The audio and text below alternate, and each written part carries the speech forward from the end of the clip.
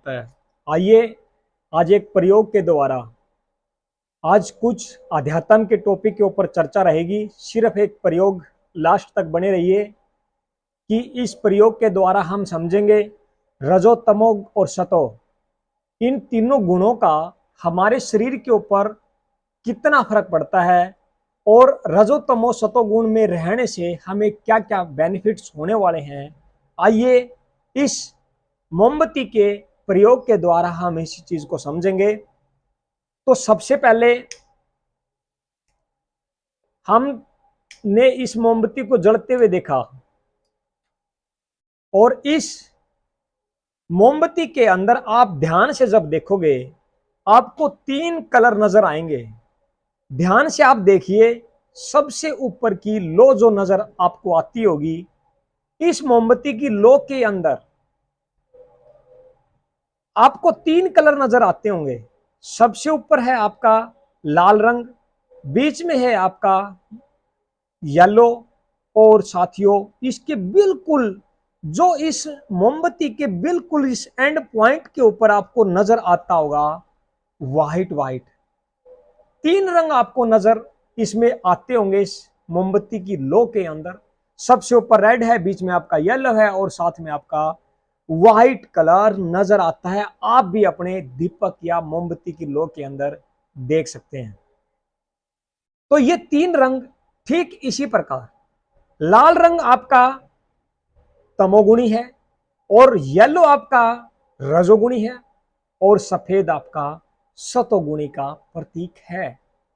अब ये प्रश्न उठता है कि सतोगुणी रंग जो है आपका, ये तीसरे नंबर पे आता है। सबसे ऊपर जो प्रधान है वो आपका तमोगुणी और आपका येलो है। सतोगुणी को इन दोनों रंगों ने ढका हुआ है, दबा के रखा हुआ है, यानी कि तीसरे नंबर पे लेके आया हुआ है। इसी कारण आज इस इंसान को भी अगर देखा जाए तो इसकी 3.5 हाथ की देही के अंदर 3 रंग आपको बिल्कुल डेफिनेटली नजर आएंगे। एक आदमी आपको आग बबूला नजर आता होगा। कई दफा हम देखते हैं जिसको कुछ भी कह दो, बिल्कुल यूं जैसे कि अग्नि की सतह बहुत ज्यादा इसमें बढ़ी हुई हो, यानी कि बहुत ज्यादा तमोगुणी। एक आपको बिल्कुल चेहरे पे खुशी, आपको खुशी खुशी नजर आता है, वो आपको रजोगुणी में नजर आता है। एक आपको बिल्कुल शांत सतोगुणी प्रवृत्ति में नजर आता मिलेगा। शांत स्वभाव, बिल्कुल कोमल स्वभाव, बिल्कुल जब बिल्कुल यूं कि एक अध्यात्म के अंदर इतना मगन मस्त, अपने आप के अंदर मगन मस्त, राम नाम के अंदर इतना मगन मस्त, बिल्कुल शांत स्वभाव। तो वो आपको सतोगुणी, और वो भी कहीं कहीं कहीं कहीं आपको नजर आते होंगे। जैसे मेरे सदगुरु जी कहते हैं कि शैल शैल मानक नहीं, गज गज मोती ना, बण बण चंदन तरु नहीं, और संत ना पुरपुर महा। कि हर गली गली के अंदर, हर गली मोहल्ले में, हर चौक चौराहे पे संत नहीं हुआ करते।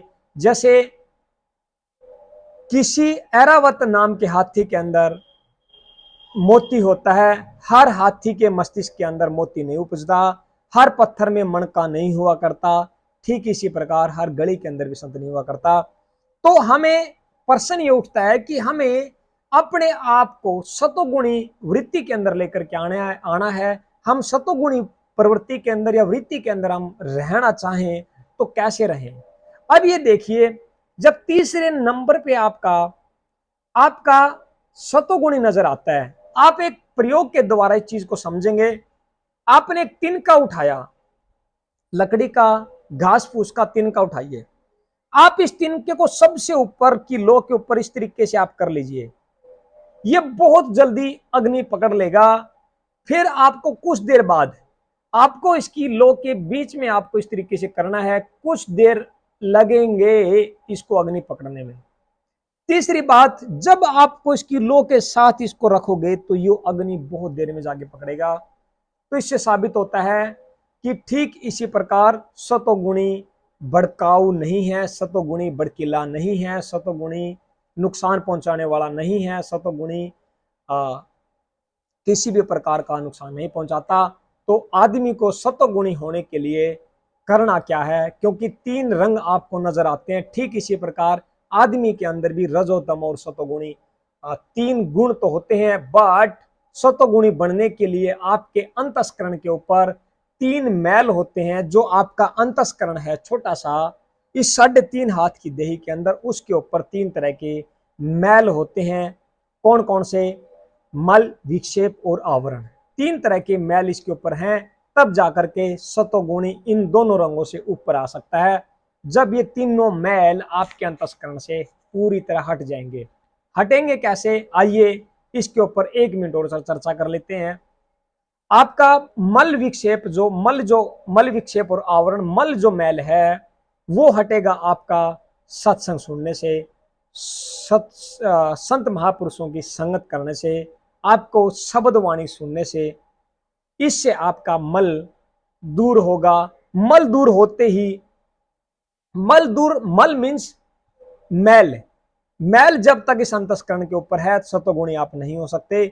मल आप संगत करिए, लगातार संगत करिए, कंसिस्टेंट रहिए, पंचुअल रहिए, सत्संग सुनते रहिए, अच्छे शब्द सुनते रहिए, आपको कल्याण डेफिनेटली मिलेगा। दूसरा विक्षेपता। विक्षेपता मीन्स चंचलता। विक्षेप मीन्स चंचलता, यानी कि मन की चंचलता।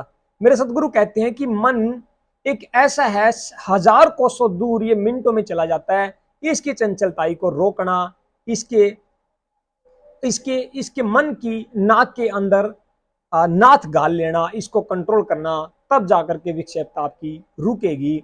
विक्षेपता मीन चंचलता। जैसे कहते हैं कभू ना मन थिरता गही समझो सो पोत, और जैसे मरकट वृक्ष पर कभू न ठड्ड होत।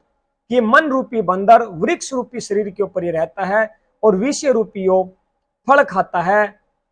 तो ये मन पूरे शरीर को चला रहा है। 60,000 विचार आपके एक मिनट में, सॉरी एक दिन में, ये आपको आपके बॉडी में आएंगे। लेकिन आएंगे, स्वाभाविक है, लेकिन इसको आपको दिशा देना वो आपका काम है। इस मन को रोकना। जैसे कहते हैं चल दल पतर पताक पट दामिनी कच्छप माद बूध दीप दीपक शिखा यो मन वृत्त्यनाथ। क्यों? मन इनकी न्यायी है। जैसे पत्तों का समूह है, ना हवा चलेगी तो भी हिलेगा।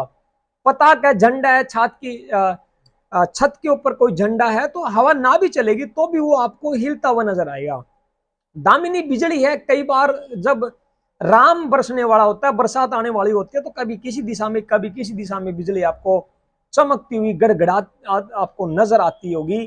ठीक इसी प्रकार ये मन भी हजार कोस दूर चला जाता है, सेकंडों में कभी किधर कभी किधर ये घूमता रहता है। तो ये आपका मन तभी आपका कंट्रोल में होगा जब आप सिमरन में ध्यान लगा लेंगे। जब आपकी मन की स्थिरता, आपको अंदर स्टेबिलिटी तभी आएगी जब आप मेडिटेशन कंटिन्यू करोगे और विजुअलाइजेशन करोगे। धीरे धीरे मन का जितना आप अभ्यास करोगे, आप ये देखोगे कि सूर्य और चंद्र द्वार से, मेरे दोनों द्वारों से मेरी सांस की जो लगातार की कंसिस्टेंसी है, क्या वो लगातार है? किस द्वार से सांस ज्यादा आ रहा है, किस से कम आ रहा है? आपको सिर्फ यही अभ्यास आपको करना है। इससे आपकी मन की चंचलता रुकेगी। संत महापुरुषों से वो नाम निशाना लीजिए, जान लीजिए। जैसे बक्खा सिंह बहुत बड़े संत हुए हैं, उन्होंने कहा कि भूख बक्खा कोई नहीं, सबकी गठड़ी लाल, अरे गांठ खोल देखा नहीं वाई या विध भय कंगाल। कि सबके पास वो लाल 9 करोड़ी हीरा है, लेकिन इस गठड़ी की गांठ खोलना हमें नहीं आता।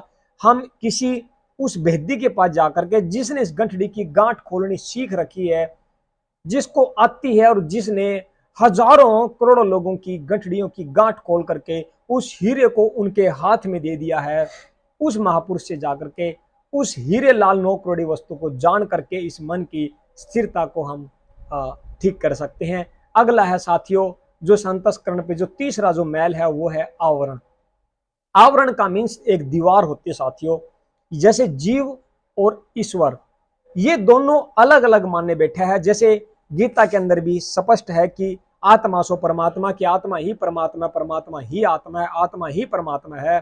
तो आत्मा इस घट के अंदर है, तो ये क्या हुआ? ये विचार का विषय है। कमेंट बॉक्स में जरूर बताएं कि ये फिर आखिर ये क्या है। अगर इसके घट के अंदर आत्मा है तो ये खुद क्या है? हमें ये आवरण हटाना है। जैसे एक एग्जांपल मैं देता हूं, एक मिट्टी का घड़े के अंदर पानी डाल करके आप समुद्र में छोड़ दोगे तो तैरता हुआ जाएगा और वो पानी अपने आप के अंदर अपने आप को अलग माने बैठा है कि मैं पानी अलग हूं और समुद्र का पानी मेरे से अलग है। दोनों अलग अलग भाव से सोचते हैं। लेकिन अगर कोई एक पत्थर उठा करके उस घड़े को फोड़ दे और घड़ा जब फूटते ही वो दीवार हटते ही वो पानी उस पानी के अंदर जैसे ही मिलेगा तो एक समुद्र का रूप, एक विराट रूप ले लेगा। तो वो पानी उस पानी के अंदर मिलते ही एक समुद्र रूप बन जाता है। ठीक इसी प्रकार इस जीव ईश्वर की, एक अनेक की, आदि अनादि की, सत्य असत्य की, जड़ और चेतन की जो दीवार हमारे, जो हम ये अलग अलग माने बैठे हैं और जो दीवार खड़ी है, हम इस दीवार को जो है हमें बोध करके, हमें ज्ञान करके, हमें परम पद तक पहुंच करके, संतों से विवेक लेकर के हम इस आवरण को हटा लेंगे। तब जाकर के साथियों आपका तीनों मैल इस अंतस्करण से दूर हो जाएंगे और फिर आप सतगुण वृत्ति के अंदर, प्रवृत्ति के अंदर आ जाएंगे। और फिर आपकी प्रवृत्ति या प्रकृति, इस प्रकृति के अनुरूप आपका तालमेल जिस दिन बैठ जाएगा साथियों, उस दिन आप धीरे धीरे धीरे धीरे उस सदगद्दी के अंदर आप पहुंच जाओगे और डेफिनेटली आप पूजनीय हो जाओगे।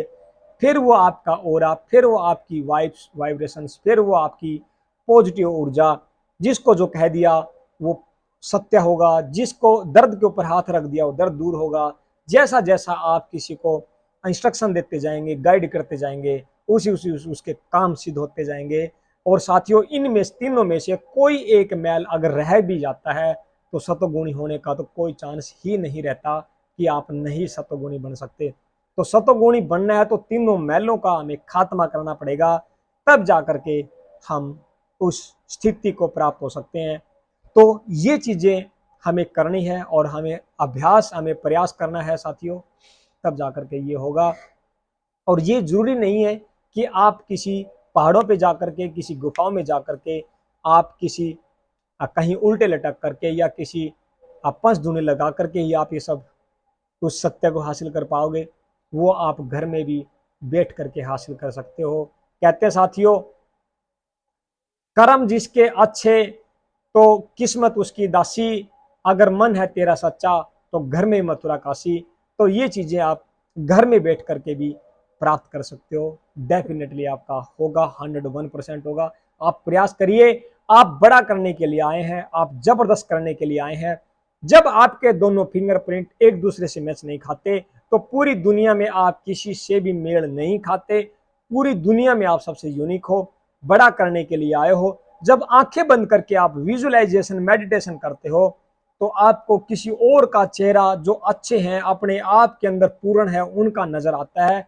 उनका ना करके आप अपना ही एक बार नजर लेकर के आइए कि देखिए कि मैं स्वस्थ हूं, मैं ऊर्जावान हूं, मैं युवा हूं, मैं बहुत बड़ा कर रहा हूं, मैं एक परमात्मा का अंश हूं, मैं ऋषियों का वंश हूं, मैं सर्वशक्तिमान हूं। जिस दिन ये तीन चीज धारण कर लिए, माइंड के अंदर दोहराना शुरू कर दिया और आपकी नजरों के अंदर जब ये तीन चीज आ जाएंगी, कौन सी, कि मैं जिससे भी मिलूं वो भगवान है, चाहे वो कुत्ता नजर आए, चाहे आदमी दिखे, चाहे वो बच्चा दिखे, जीव जिनावर दिखे, तो उसमें आप भगवान देखिए, क्योंकि वो भी उसी के ही अंश है। तो जिससे मिलूं भगवान है, जो भी खाऊं वो अमृत है, और मेरा घर स्वर्ग है। जैसा भी आपका घर है, जिस हिसाब का भी आपका घर है, घर के अंदर जाते ही ये कहिए, थैंक यू गॉड, आपने मुझे इतनी अच्छी व्यवस्था करके दे रखी है। कहीं मेरा, किसी जगह पे मेरा बेडरूम है, किसी जगह पे मेरी किचन है, तो किसी जगह पे मेरा टॉयलेट है, कहीं मेरा स्नान घर है। इतनी अच्छा व्यवस्था आपने मुझे दी है। आपका हर पल धन्यवाद। सुबह उठते कहिए कि धन्यवाद मेरे मालिक, धन्यवाद मेरे परमात्मा कि आपने मुझे एक और दिन देखने के लिए दिया। धन्यवाद मुझे रात इतनी अच्छी नींद आई। धन्यवाद मैं सुबह अपने परिवार का, बच्चों का, समाज का दर्शन कर पाया। तो ये चीजें दोहराइए और धीरे धीरे उस स्थिति को प्राप्त हो जाइए। जीवन एक बार मिला, बार बार नहीं मिलता। कुछ बड़ा करने के लिए आए हैं, समाज का भला करते जाइए। मेरे सदगुरु बार बार दोहराते हैं, सदगुरु बार बार ये कहते हैं कि when support you world selflessly the whole universe support you endlessly, कि जब आप निस्वार्थ भाव से दुनिया की मदद करेंगे तो पूरा ब्रह्मांड, पूरी कायनात आपकी मदद करने के लिए आगे आएंगी। पूरा ब्रह्मांड आपकी मदद करेगा, वो भगवान आपकी मदद करेगा। तो करते जाइए, ज्ञान बांटते जाइए, जितना हो सके मस्त रहिए, जबरदस्त रहिए साथियों। हो सके तो इसके ऊपर विचार एंड अमल जरूर कर लेना। थैंक यू ईश्वर, take care, bye bye, see you.